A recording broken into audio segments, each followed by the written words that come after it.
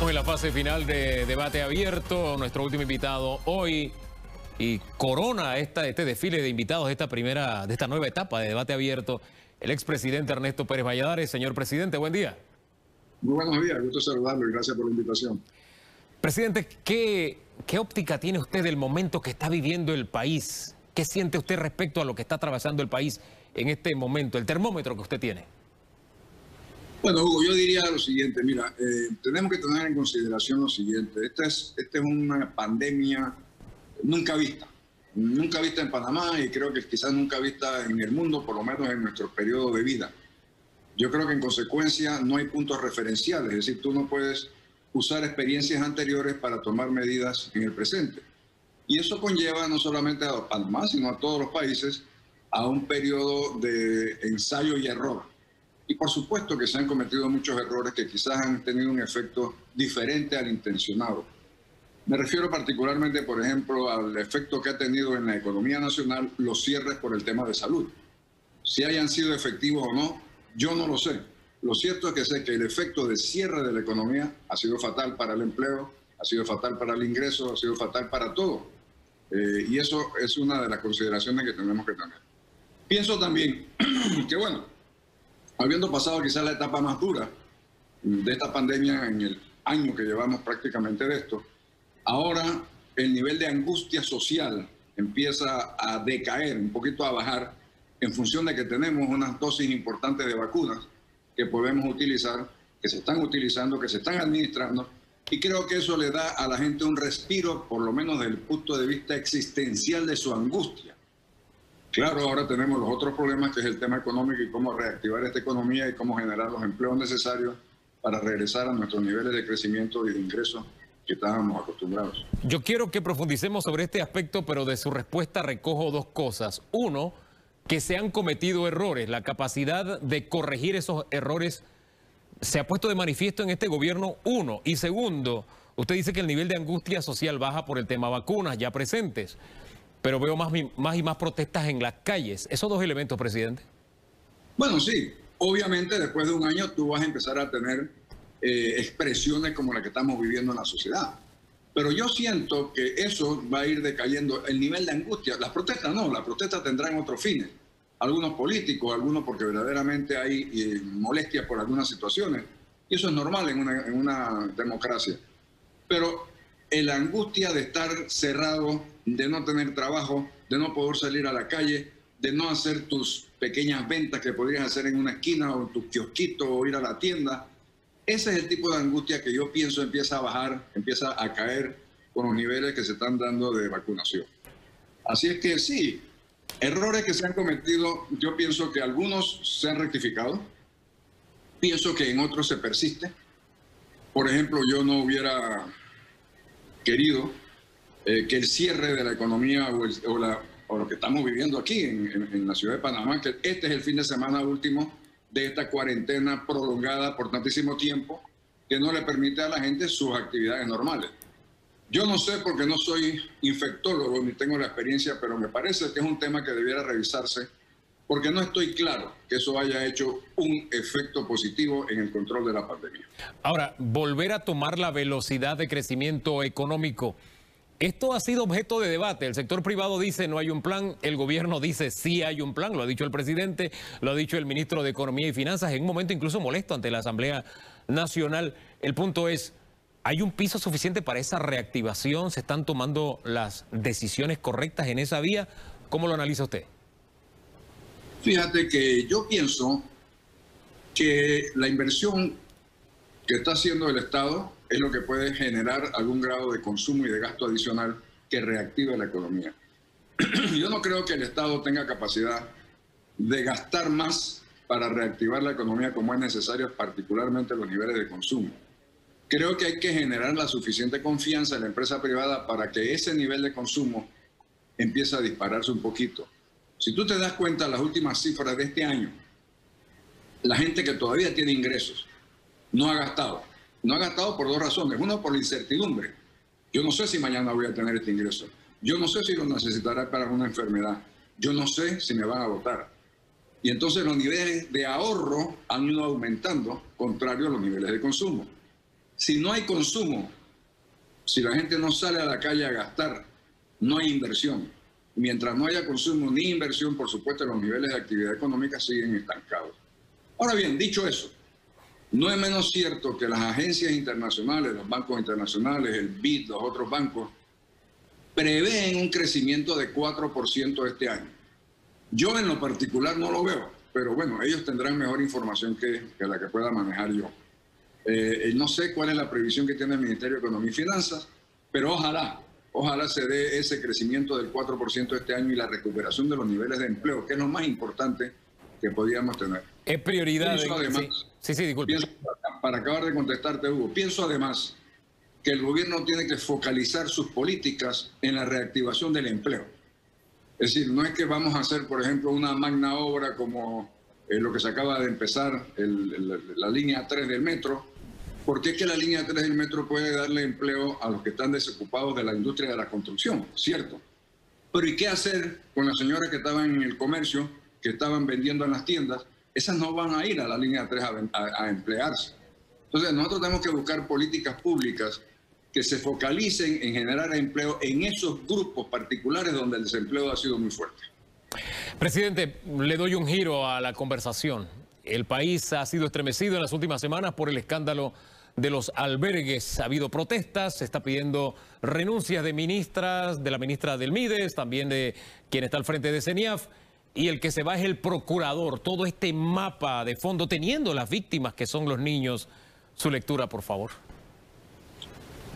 Mire, para mí es muy difícil hacer una evaluación de este tema sin tener los conocimientos de qué es lo que está pasando realmente y quién, si alguien ha estado encubriendo el tema. Y también se me hace muy difícil creer que la verdadera razón por la renuncia del procurador es el tema del CENIAF. Que tengo dudas, sí tengo dudas. Que no creo que se esté diciendo toda la verdad, no creo que se esté diciendo toda la verdad. Creo honestamente que le debe al país, el señor procurador o ex procurador a partir del lunes, se le debe al país una explicación mucho mejor que esa de decir que es que mi familia me extraña, que es que no. Él debió haber sabido eso perfectamente bien antes de aceptar el puesto, si es que no, si tenía dudas que no lo hubiera aceptado. Y otra cosa que se demuestra muy claramente es que el sistema que se usó para escoger al procurador no es el mejor sistema. Obviamente falló. No tomaron en consideración quién sabe qué otras cosas que debieron haber tomado. Y al final del día, lo peor de todo este tema es que el que carga con la carga, valga la redundancia, es el presidente de la República, porque es él quien designa al procurador.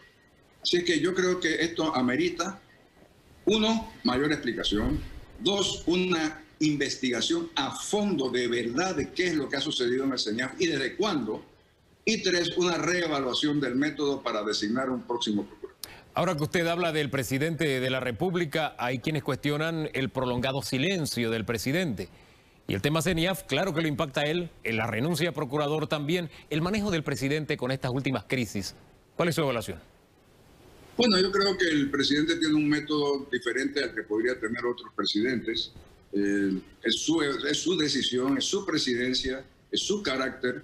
Yo no creo que me toque a mí juzgar eso. Me parece que él tiene la suficiente capacidad para evaluar lo que debe y no debe hacer, cuándo debe salir y cuándo no. Y bueno, es su responsabilidad. Al final del día, el nombre que está de por medio es el del presidente de la República, Laurentino Cortizo, y no el de otras personas. Danilo, de toro a toro. ¿Cómo está, señor presidente? Muy bien, Danilo, gusto saludarte. Presidente, de su hoja de vida yo voy a destacar los tres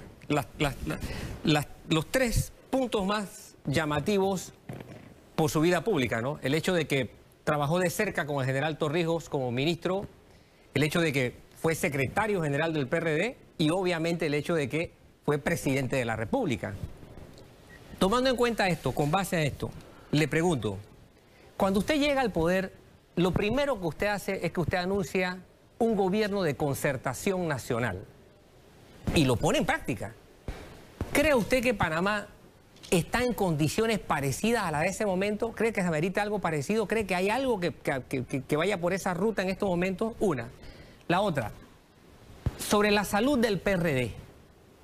Para los que observamos el estado de ánimo de este partido o la dinámica de este partido, vemos rasgaduras, vemos tensiones, vemos a un PRD que no se había comportado históricamente y que asume papeles de oposición de su propio gobierno. ¿Coincide usted con esta apreciación? Yo mejor te contesto la primera.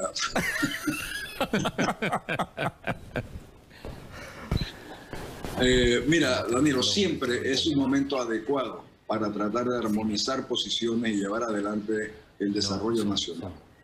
A mí me parece que todos los momentos en todos los gobiernos son propicios para rodearte de la mejor gente, de la más capacitada, con independencia de los compromisos políticos que todos tienen, que todos hemos tenido.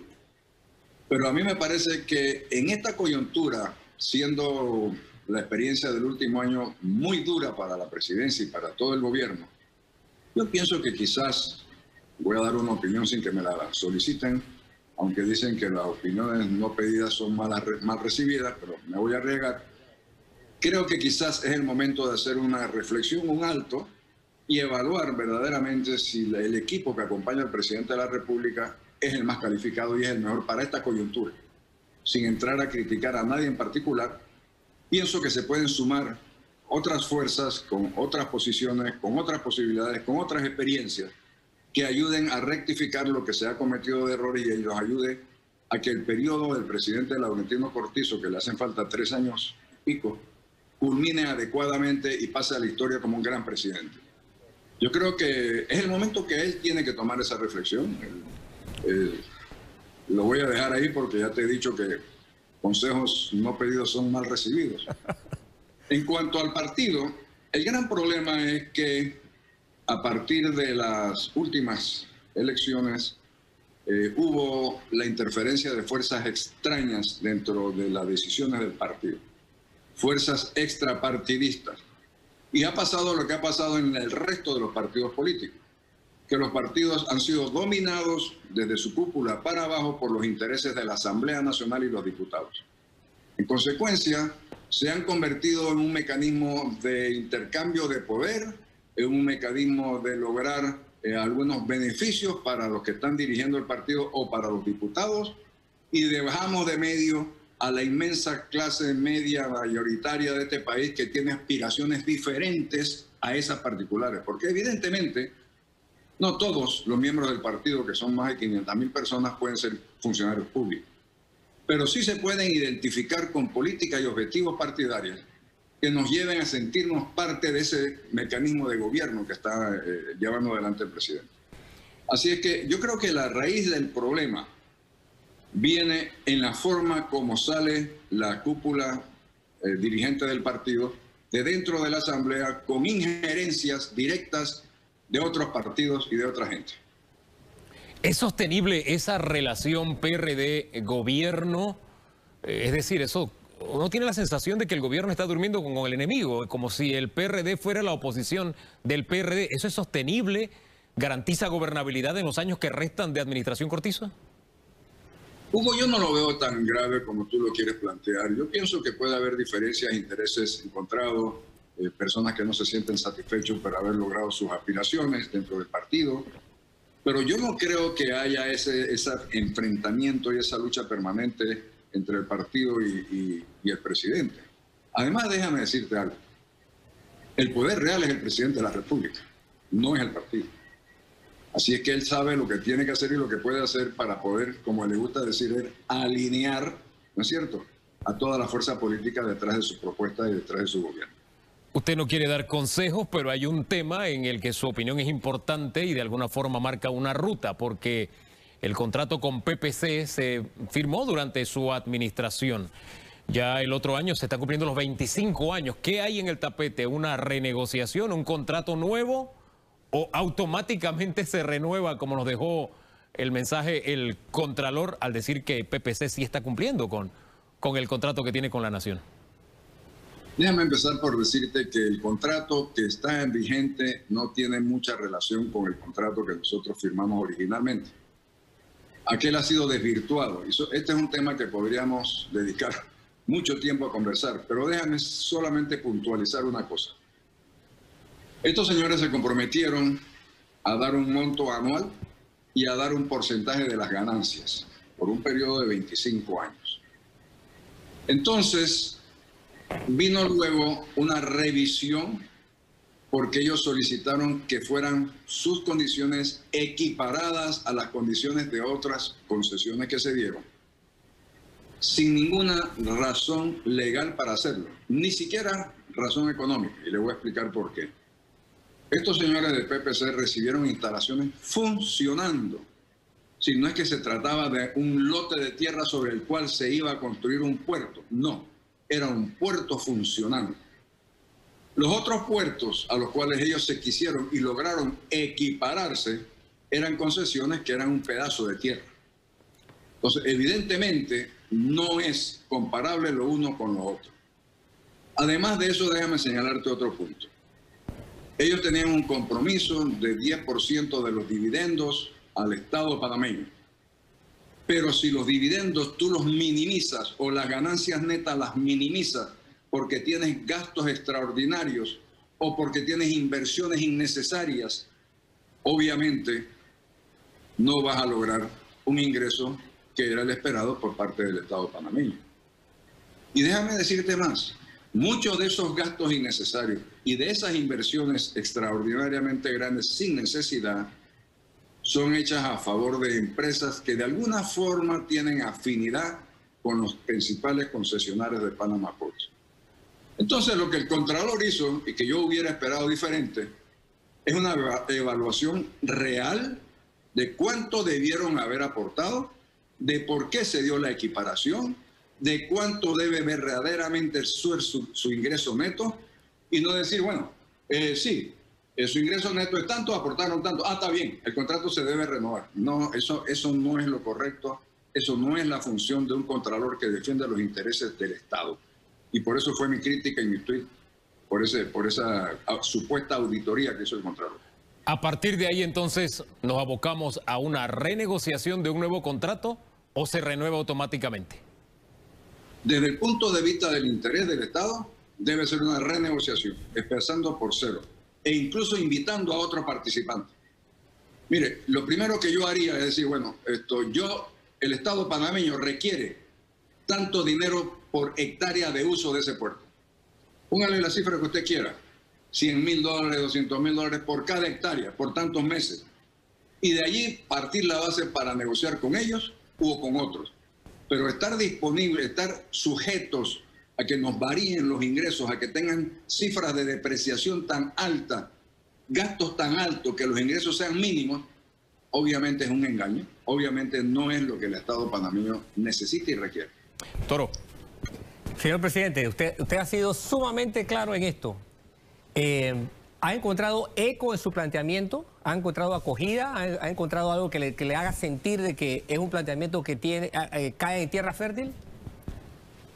Danilo, yo he hecho sentir y expresado mi pensamiento a los diferentes miembros del gobierno que tienen que ver con este tema.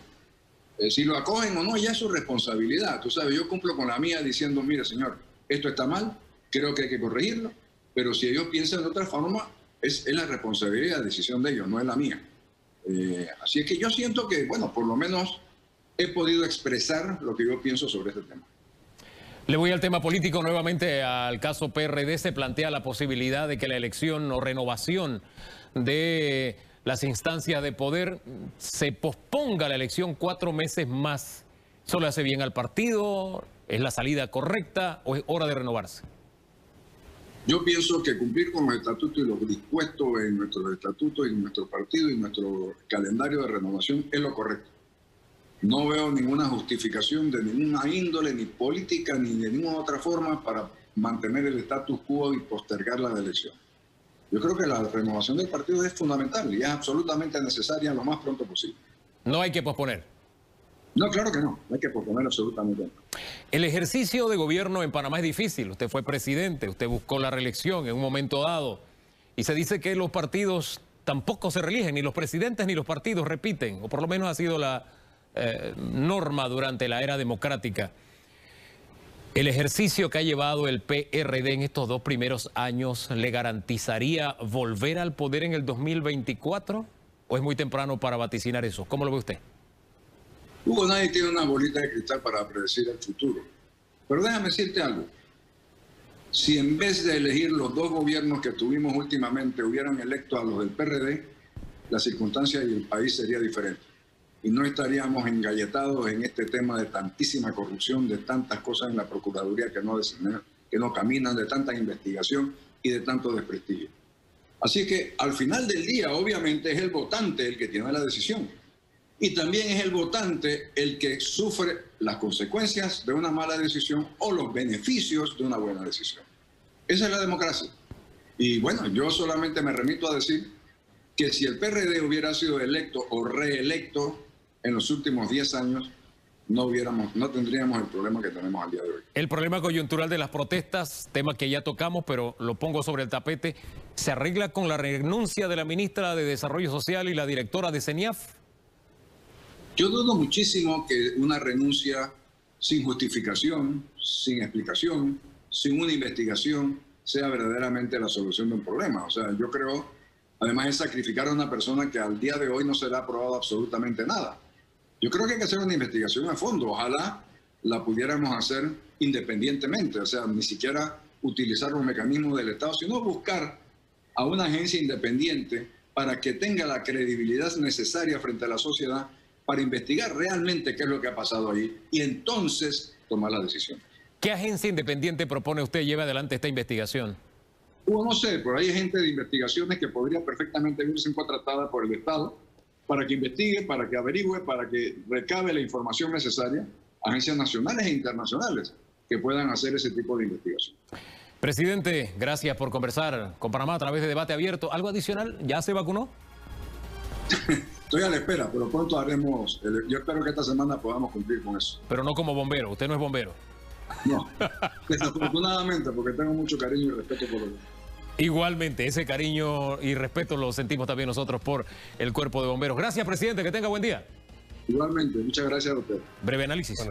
Bueno, Ernesto Pérez Valladares es un actor político de alta densidad y fue contundente en sus respuestas. En primera instancia, pues, ahí lo escuchamos con claridad. Él plantea un escenario propicio para abrir el compás gubernamental, rediseñar un poco el cuadro de la gestión de gobierno.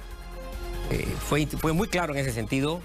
A PPC le replantea totalmente el juego, incluso no solamente replanteárselo, sino considerar otros actores para el Estado. E investigación independiente. Así es. Ahí queda sobre el tintero. Así es. Y sobre los otros aspectos, pues la salud del PRD también pasó por su ojo clínico y llamó la atención al respecto. Así que quienes están en este escenario, que tomen nota entonces si les interesa una opinión con una persona del bagaje y de la referencia de Ernesto Pérez Valladares. Con toda esta información cerramos. Gracias a todos los invitados en esta nueva etapa de Debate Abierto, pero principalmente a ustedes por la sintonía. El próximo domingo tenemos una cita de aquí. Entonces, hacemos el esfuerzo y nos seguimos regalando el mejor fin de semana de nuestras vidas. ¿Le parece? Bendiciones.